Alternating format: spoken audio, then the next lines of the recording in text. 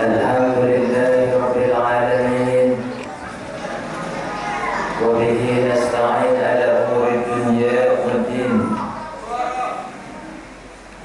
أشهد أن لا إله إلا الله وحده لا شريك له وأشهد أن محمدا عبده ورسوله صلى الله عليه وسلم لا نبي بعده اللهم صل وسلم على سيدنا محمد وعلى آله وأصحابه أجمعين أما بعد فيا عباد الله أوصيكم ونفسي إياي بتقوى الله فقد فاز المتقون اتقوا الله حق تقاته ولا تموتن إلا وأنتم مسلمون فقال الله تعالى في القرآن الكريم أعوذ بالله من الشيطان الرجيم فإذا فرغت فانصب وإلى ربك فارغب صدق الله العظيم.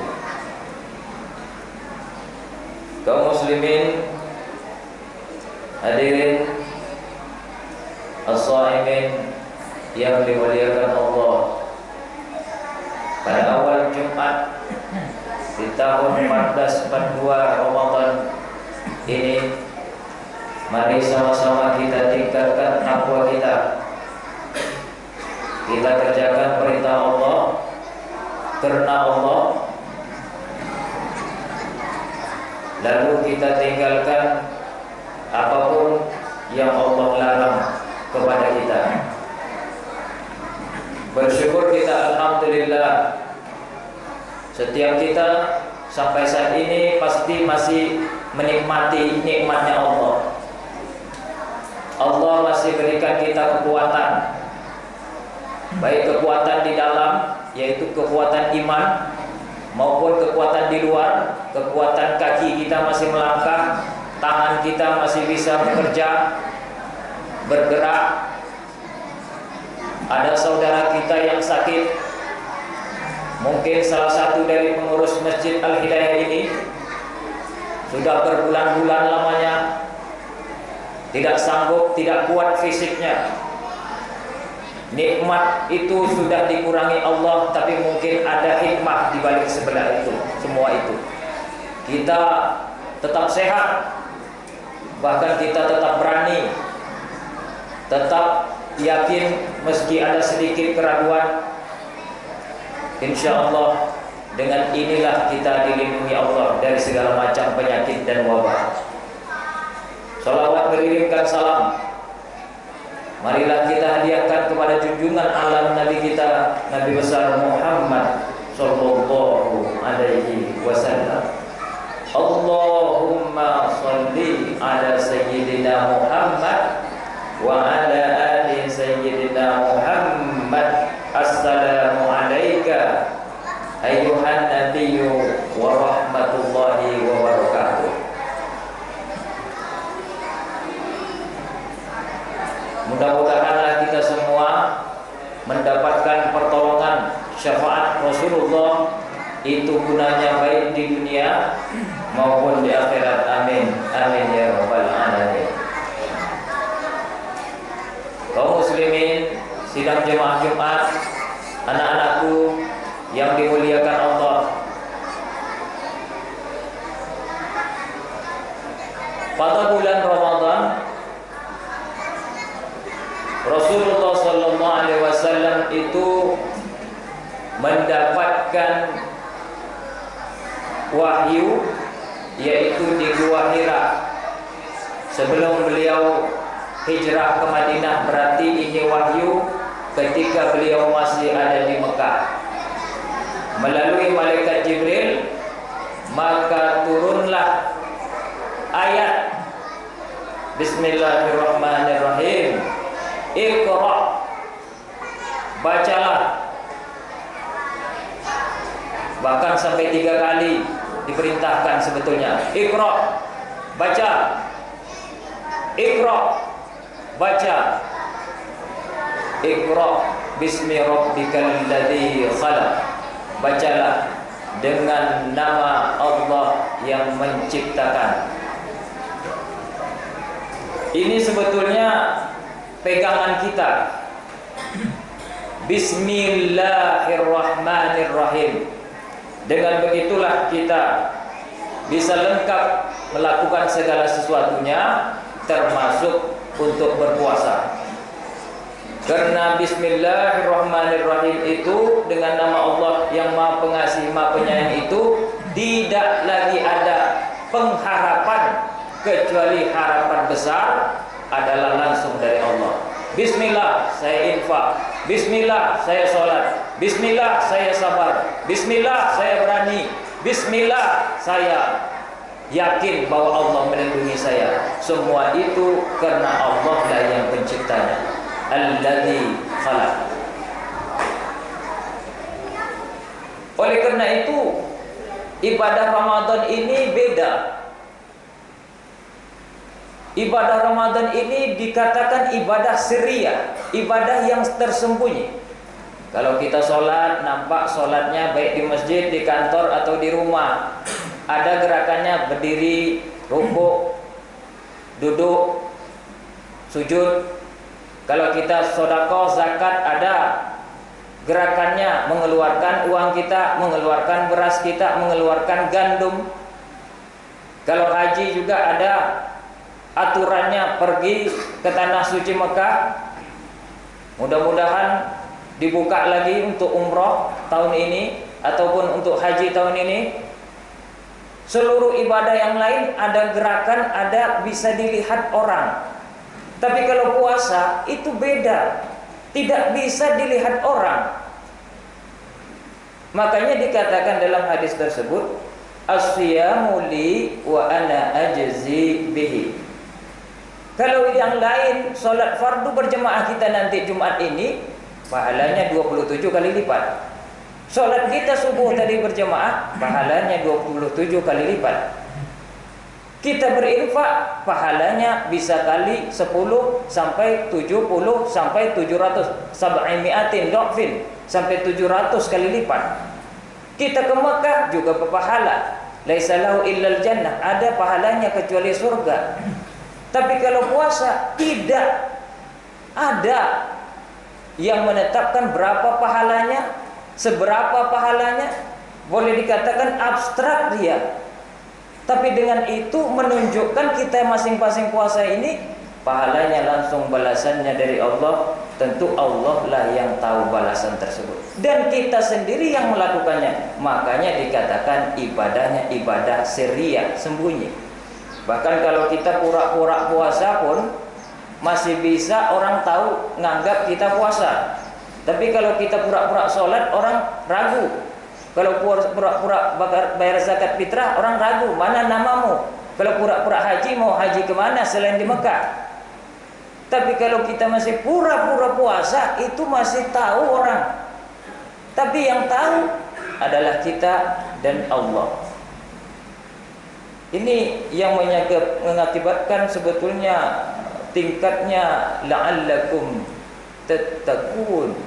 Mudah-mudahan yang takutmu itu bukan takut yang lain, tapi takut atau takwamu itu adalah takwa karena Allah. Dia tidak dibayar, dia tidak diganjar, dia tidak ada balasan yang secara serius tertulis, tapi pasti ada balasan dari Allah langsung. Apa yang dilakukan Rasulullah selama Ramadan? Sesuai dengan sabda Nabi Muhammad SAW, bahwasanya Rasulullah SAW kana ajwadu ma yakunu fi Ramadan. Orang yang paling semurah-murahnya tangan di dalam bulan Ramadan. Dalam artian kalau dia enggak Ramadan di bulan lain, bukan dia tidak memberi, dia sangat sering memberi fakir miskin. Logika saya kalau seorang pemimpin dia pelit, itu enggak mau orang ikut. Sebanyak-banyaknya ilmunya, sebanyak-banyak mobilnya, sebanyak-banyaknya Hondanya, tapi kalau dia pelit, enggak murah tangan, orang enggak mau respon. Siapapun orangnya. Saya sendiri misalnya, saya enggak jarang atau di masyarakat kurang saya bermurah tangan, itu udah ditandai sama masyarakat. Tapi kalau Nabi Muhammad, kenapa dia diikuti betul, disayangi betul, dicintai betul, kemanapun dia berada disebut-sebut namanya, karena dalam kehidupannya dimanapun, di Mekah, di Madinah, dimanapun dia bermurah tangan, dan paling dia bermurah tangan itu betul, yakunu fi Ramadan, adalah di dalam bulan Ramadan. Ada nampak daging dikasih orang, dikasihnya lagi orang yang meminta. Ada nampak baju dikasih orang, mungkin ada orang nengok, oh baju ini bang, tapi orang tuh malu sama dia, langsung dikasihnya. Dan ini nanti di ujung hadis ini dikatakan, hina yalqahu Jibril fa yatadarasul Quran, fala Rasulullah sallallahu alaihi wasallam hina yalqahu Jibril ajwadu bil khairi minar rihil mursalah la yus'alu an syai'in illa a'tahu. Beliau ketika jumpa dengan Jibril pada bulan Ramadan itu, maka Jibril pun mengajarkannya Al-Quran. Inilah dia tadi ayat yang pertama, surat Al-Alaq, Iqra. Dan betul Rasulullah sallallahu alaihi wasallam ketika berjumpa Jibril itu, beliau pun sedang bermurah tangan, ajwadu bil khair, sedang berbuat kebaikan. Dan kebaikannya itu minar rihil mursalah, lebih baik atau lebih cepat daripada angin yang berhembus. Angin, kipas angin kita yang ini, angin yang kita nanti rasakan di luar, itu lebih cepat lagi baiknya Nabi Muhammad. Saking begitu baiknya Nabi Muhammad. Gimana kalau kita bayangkan itu? Tak bisa kita bayangkan kebaikan Nabi Muhammad itu. La yus'alu an syai'in illa a'tahu. Belum diminta sama orang, sudah tahu dia akan memberikan. Itu yang saya maksud. Belum orang minta, misalnya orang ini kayaknya nengok Nabi Muhammad dapat makanan, dia kayaknya pingin makan, udah diberi sama Nabi Muhammad, belum diminta lagi. Orang ini bajunya kayaknya nengok, baju Nabi Muhammad bagus, diberi sama Nabi Muhammad. Ini butuh bantuan untuk masjid, diberi. Belum diminta saja udah diberi. Sebegitu cepatnya kebaikan Nabi Muhammad. Dan ini yang saya katakan tadi, dilakukannya lebih-lebih pada bulan Ramadan, selain membaca dan mempelajari Al-Quran. Oleh karena itu ada juga kisah tentang kebaikan Nabi ini. Suatu ketika ada dari kabilah Hanafiyah orang yang paling disegani, namanya Samamah. Samamah ini banyak rupanya membunuh sahabat Nabi atau membunuh orang Islam kita waktu itu. Berarti ini musuh besar. Apalagi dia tokoh dari lawan kita. Ditangkaplah sama prajurit-prajurit Nabi Muhammad, dapat dibawa kepada baginda Nabi. Ya Nabi, ini Samamah gimana, mau diapain? Nabi diam aja, nggak banyak komentar. Masukkan aja penjara, kata Nabi. Sampai di penjara, rupanya dia paling banyak makan. Rakus si Samamah ini.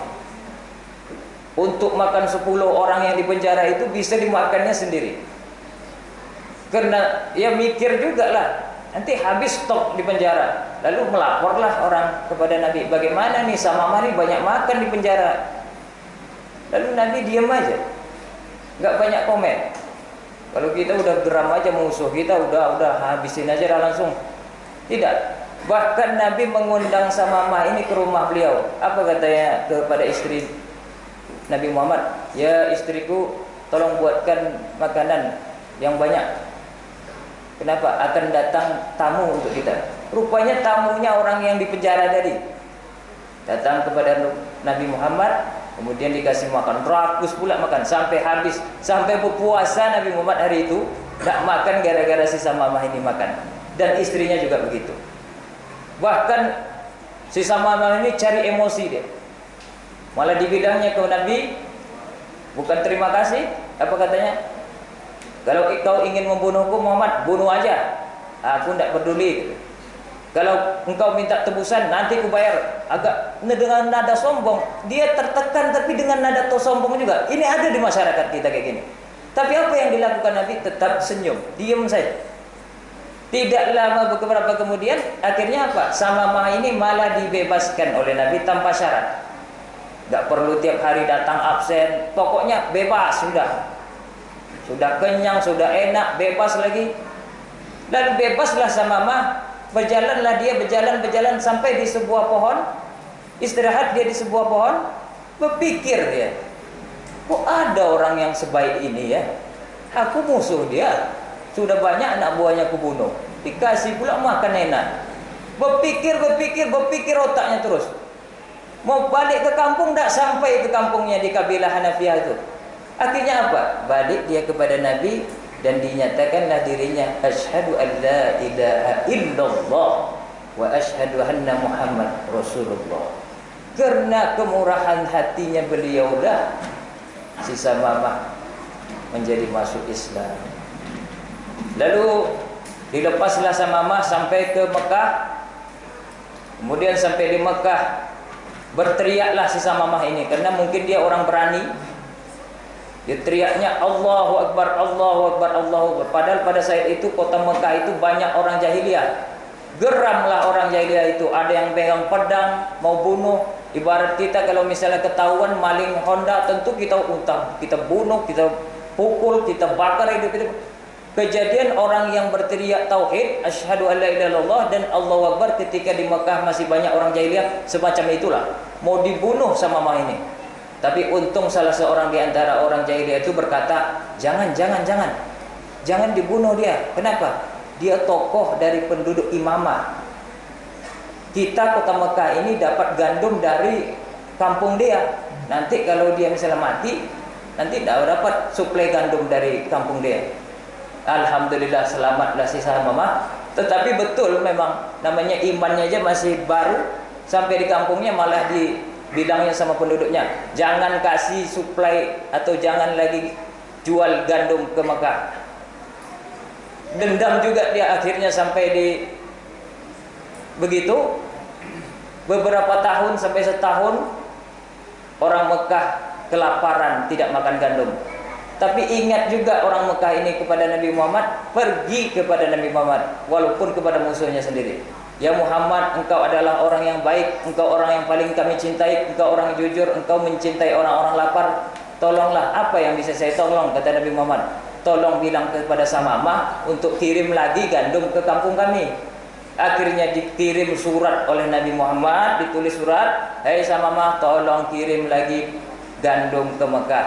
Akhirnya begitulah kisah kebaikan kemurahan hati Nabi Muhammad yang pernah dilakukan selama beliau hidup. Kita umatnya sebaik-baiknya meniru kebaikan baginda Rasul, apalagi tadi dibutuhkan untuk pembangunan masjid di dalam bulan suci Ramadan ini. Fa'tabiru ya ulil absar la'allakum tuflihun.